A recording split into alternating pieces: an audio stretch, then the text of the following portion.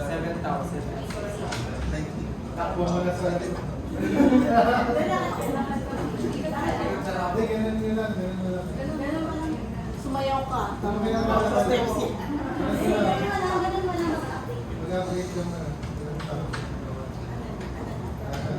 From, so from 7,000. Hold mo lang nila. 10 steps na. From 7,000 is 7,600 po. 7,000.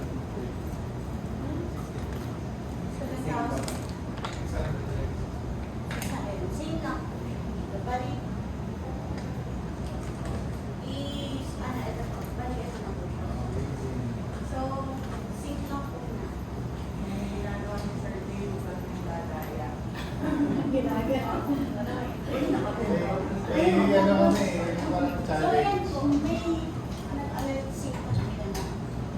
Refresh lang po na. Ayan. So, same naman po. Sobra. Hindi ko lang. Ano na pa? Same naman po siya. Bali, ang ayan. Tapos, nagkaroon din po kami ng physical health po. So, dito po, si student po is, pwede niyo po type, yung type of training na po, before po siya nag-log po dito sa physical health. Tapos, so, ano po yung nararamdaman niya? Then, pwede po yung mag-comment. And meron din po kami sa priority for the training po. So, once po na 7 and above po, automatically po, nag-i-email po yung kay coach para po ma-inform si coach na may may po nararamdaman si student. So, dali po na yung then,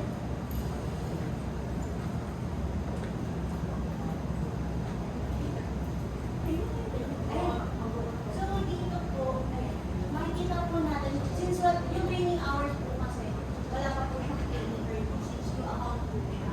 And po. So, dito po, meron po tayong injury risk assessment based po sa pain and average readiness score po na natutunan ng student athlete, as well as yung severity po, saka yung graduation. So, ito po yung natatanggap na email po ni coach. Once po na nag-log po sa student athlete. So, ayan po. And, Ano yung recommendation? Pre-determined yan. predetermined na po. So, dito po. Pwede din po sa may iba na po sa may iba na sa pera.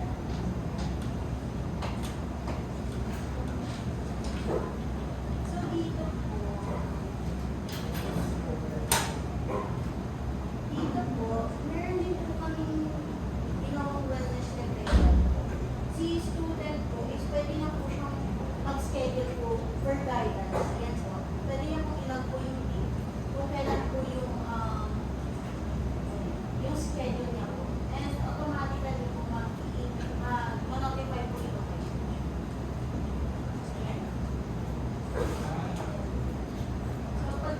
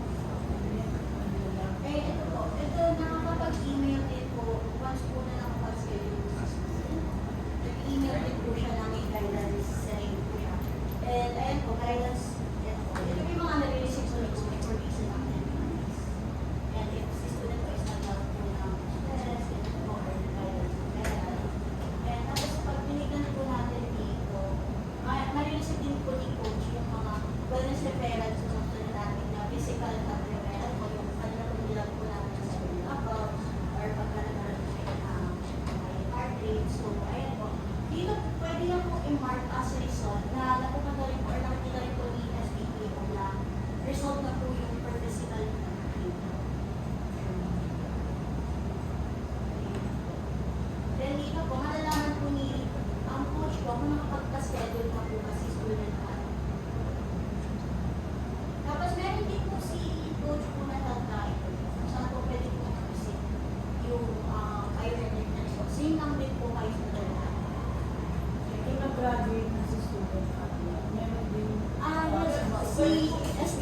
po yung magsaset po na graduate na po siya. And once po na sinat po yung STP na graduate, wala na po siyang access sa akin.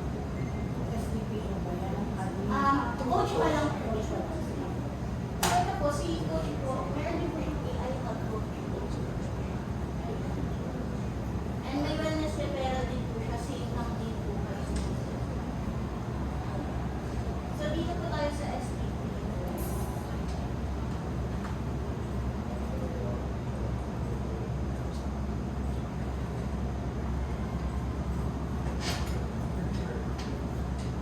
Ayan po, si STPO po, nakikita niyo po once na result na po yung physical health. And dito po sa recent wellness alerts po, even the coach po, makikita din po nila, naka-receive po kasi coach ng wellness alert.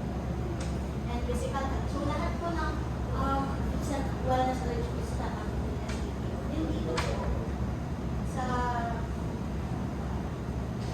sa atin, dito na po pwedeng iset po ni STPO kung graduate na po ba si student athlete or Some changes. so Edit. so sa edit po pwede po na iset yung status. Depende na. Inactive Tatlo lang. Inactive ko. Kung hindi na po active si practice, ano lang. Withdraw. Try po natin sa sinang.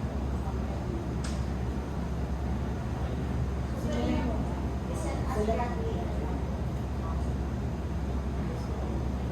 Error. Wala po siya yung Diretso sa TV. So, ito na lang.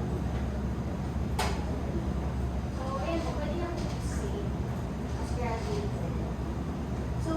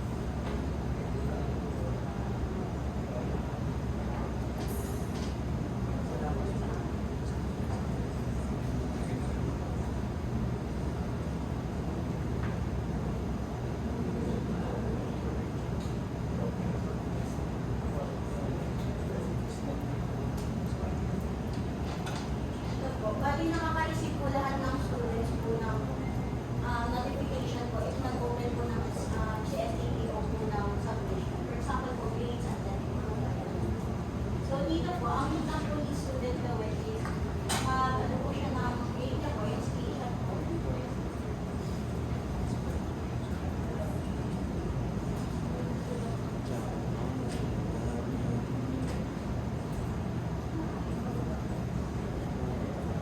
For example, po ito. So, ang gagawin niya lang po is, ganun po yung Ayan po. So, dito po, pag once po na-scan, hindi nyo na po talaga may edit. Then, upload lang po ulit for verification ng full image.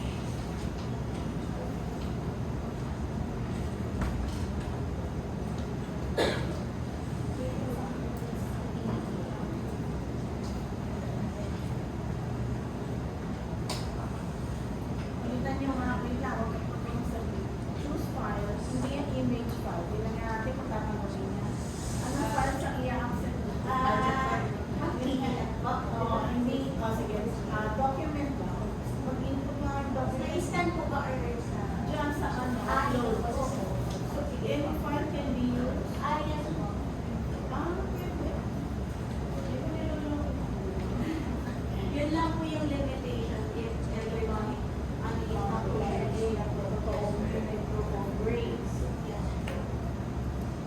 Babalitan na lang.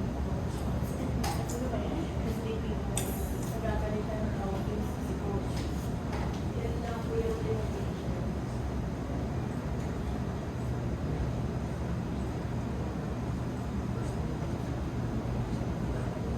Yes po, once po na-submitted, makikita niya po yung semester evaluation. Okay. Chapter 4 na. Sige. Objective 1.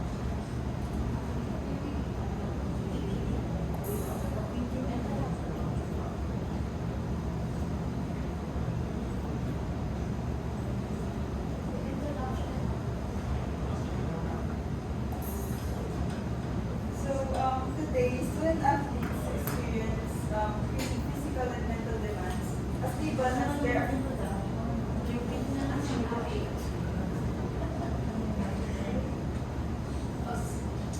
So the objective of our study is first is the general objective, to design and develop skeletal blocks and AI-powered centralized platform that monitors and enhances the wellness, recovery, and performance of student activity. So specific objective is to develop a centralized platform that helps the wellness, recovery, and training readiness of student activity. Next is to integrate AI-driven features that detect early signs of overtraining, stress, or burnout to readiness score and wellness during analysis. Next is to provide the mental health support mechanism such as mood checking, stress alert, and referral option to the university counselor. And lastly, Okay, yung 1, yan yung software. 2, integrate AI-driven. Anong sabi ng mga Yun po yung nasa dashboard ko kanina, meron po kami mga software app din yan? Okay, next. Objective. lastly is to enable the coaches and athletic personnel to meet the Hindi, yung third objective. to provide mental health support mechanisms such as mood checking, stress alerts, and referral option to the university counselors. So, app din yan. meron po kami sa app, and meron din po kami sa website. Alright, the last objective, yung software na. Is to enable coaches and athletic personnel to make data-informed decision for personal intervention and performance. Okay, show now your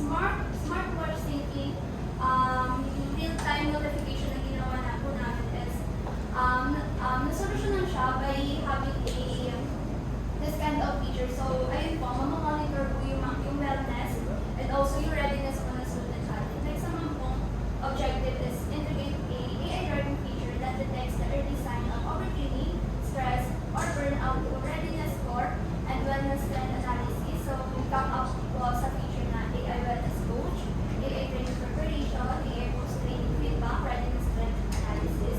So, by this po, yung mga AI features po na nakabigay po namin, nagbibigay po siya ng predictive insight. And also, ayun, nagagamit po yung readiness score po and also, ayun, yung trend analysis. Kaya nalalaman po if yung student athlete stress or burnout po.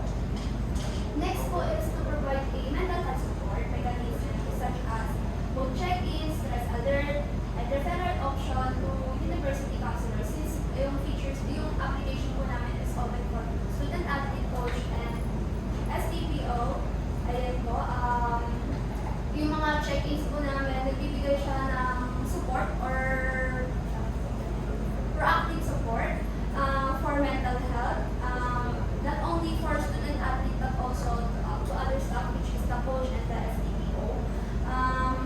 And also, ayan, since may referral nga po kami sa guidance, ayan, ina-offer din po namin siya. Next naman po is enable coaches and athletic personnel to make a data-informed decision for personalized intervention and performance planning by the features of coach dashboard, event and training report, personalized recommendation and notification. So ito po yung reports and recommendation po kasi namin is nagbibigay po siya na malinaw na data para po yung mga coaches and also yung STPO makagawa ng plan para kung ano yung gagawin nila sa student athlete.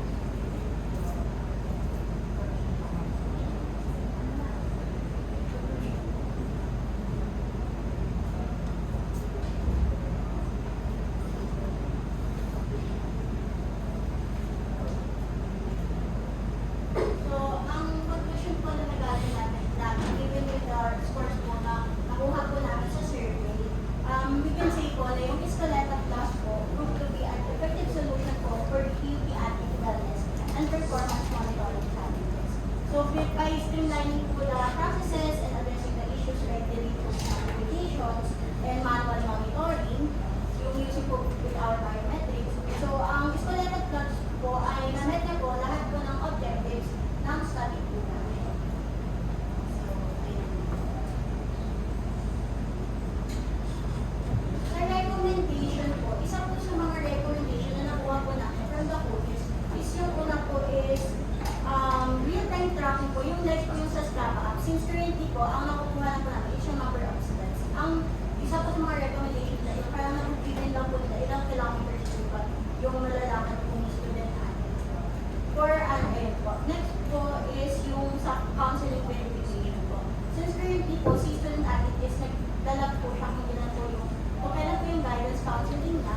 Ang gusto rin po ng coach is ma-identify po kung yung student po ba talaga is nagpunta po ba for guidance, gano'n. Or hindi po, or ano lang. Next po is yung sa mobile activity monitoring po. So, ang gusto po kasi nila ma-identify kung yung athlete po ba is physically active po ba talaga or nagpo-pull out po siya. The whole day, ganun po. Ayun po. So, next po is yung sa health assessment tool. Like yung teacher po, isa po sa mga sinadjusted po ng coach para may isang task lang na po gagawin yung athlete and ma-identify na po yung health po yung student athlete. Next po, lastly po yung sa mental health. Yung sa mental health support po, ang gusto din po nila is aside from the recommendations po, is mag-provide din po ng parang mga videos or ano po yung mga videos or any resources po para po pag nagkaroon po ng wellness referral, parang may magamit po si student athlete. Since yun nga daw po, hindi daw po, mostly po kahit po yung student athlete is stress or burnout na parang hindi man daw po nila, parang joke na po sila. Ayan po yung mga, isa sa mga recommendations na nakuha po namin from mga coaches. Ayun lang.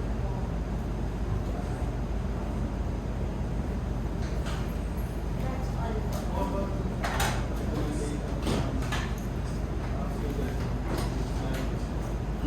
Ang more on UI lang daw po yung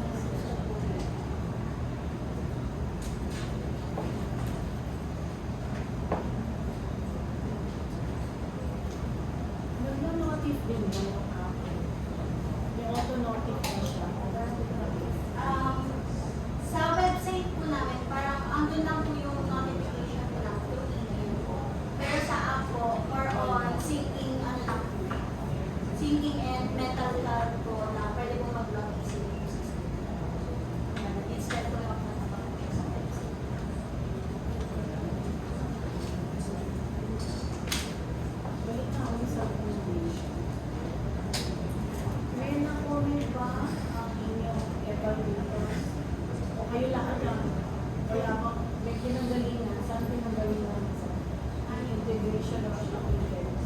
What did they tell you about? Post report po, galing po sa police. Yes, yan. Galing po sa mga valuable models po. Nag-contact po kasi kami ng day na mga pinagdadala po namin sa mga speakers. Ayun, may day po kasi na binigay po si STP o kung saan pinagdadala po namin siya sa mga coaches and student added po. But here po, makikita nyo, since super busy po yung mga coaches dahil sa intrams and CAs, ang ano lang po namin ng coaches is For na 4 and 2 admins. and yung two po sa kanila is the STPO admins. Bali, total of 6 coaches. Ilan ba lahat? Around 70 po. 50 po. Then, yes po. Then, ano po siya, yung mga coaches po kasi hindi po siya nasa office. Yes. Halo-halo. Actually po, meron po mga taga-Mandaluyong na nandun po yung mga student athletes na nag-training. Tapos yung naka-onsite lang po, I think na yung nasa onsite lang po, since limited nga lang din po, mga 10 po sila. Then, we asked Sir Howard din po if we can schedule po ng mga coaches. Unfortunately, hindi po namin nakuha. Since yun nga po, nasa CTUs daw po yung ibang coaches. Then, yung iba naman po is may terms of or may access from others. So, hindi po talaga namin sila na May discussion ba kayo between the app and the smartwatch and the website? Yung distinct features ba niya? Anong difference na nasa website at saka nasa app? Nung nagpa-testing ba kayo, ano yung ginamit? Laptop? Nasa laptop na app? yes po, nagkaroon din po kami ng discussion with the coaches po. Sino natanong din po nila kung available daw po ba sa phone. Ganun. So sabi po namin, yung website is pwede po sa phone. While yung sa app po namin is specifically for Androids pa lang po as of the moment. So ayun po yung naging. So tinatanong din po kasi nila if makikita na daw po ba nila sa sa Play Store o di kaya po sa ano. Yan nga po, big help din daw po kasi sa kanila, specifically po sa mga Android po. And sa mga Eh, wala. So, PUP mo. That's for the UPP.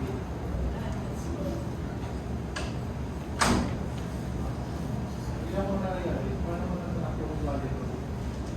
yung Ang valuable player.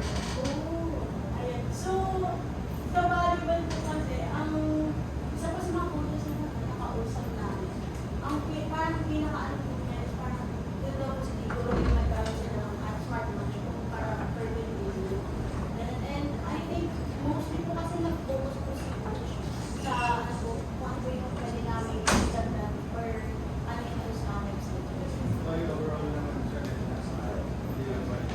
Actually po, may isang po coach na gusto niya po is parang pagka-fingerprint po, one agad yung sugar level niya, yung lahat po talaga. And sabi ko namin parang hindi po kaya, especially sa Mali.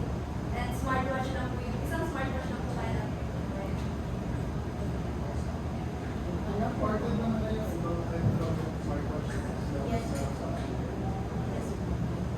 Bali, pag sa smartwatch po, any advance po, any smartwatch, as long as meron po silang network. Since yung calculate po talaga yung nagta-transfer po ng data from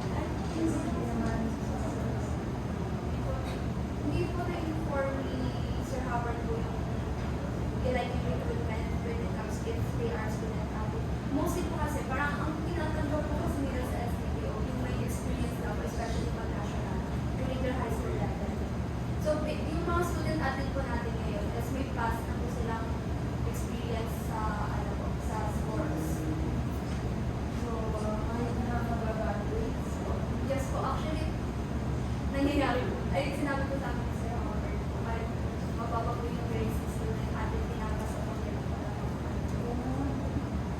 Kasi sila lang may stamina siguro. Yung ibang estudyante na may dito, wala naman. Stamina. Hanggang dito lang sa brain, wala sa body. Yung iba naman, kanya-kanya. Parang requirement. Kaya tinanong, nagtanong din po kami if may student athlete na po mang bumagsak. Sabi ko ni Sir Howard, wala na naman daw. So may assumption na po kami kung ano po yung Automatic passing. Parang sa lahat naman yan. May sa schools. Saan po sa schools?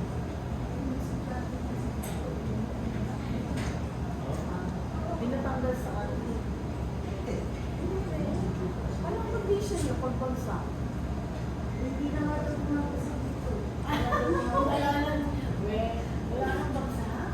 Ang naging ano lang po namin for the system po is kapag po INC po or meron po silang block na grades or below 3 po is automatically po nagiging admit na po yun.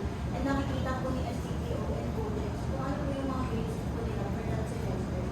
And siguro by that po nagkakaroon na po sila ng idea kung ano po nila may student. Pero maraming mga athletes na.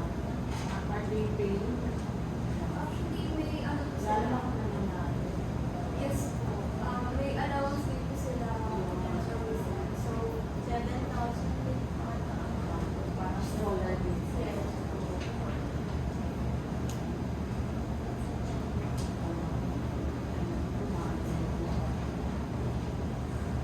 So, kukunin lang ba yung mga SDPO? Sila na rin, may JT na rin. Ang grupo na kukunin lang Dami ng mga JT. ng PUP para i-deploy yung mga Hindi naman sila nagsalita ng mga sila interest kayo. Hindi sila taking. Ayun po. Tapos, actually po yung UID po namin is na-adjust din po kasi po sa coaches ay i-ready po. Mga around Kasi sa generation namin. in-30 po namin is parang around 40 plus na po. 30 plus na po yung mga Grabe naman, thank you naman kami. ayun po, sinabi po kami, pwede po i-adjust sa Baby boomers. Nag-request din po kasi si Sir Howard na i-adjust daw po namin yung buhay namin. Since yun nga daw po yung mga age bracket po daw po. Hindi sila taking. Taking na mga 40s na.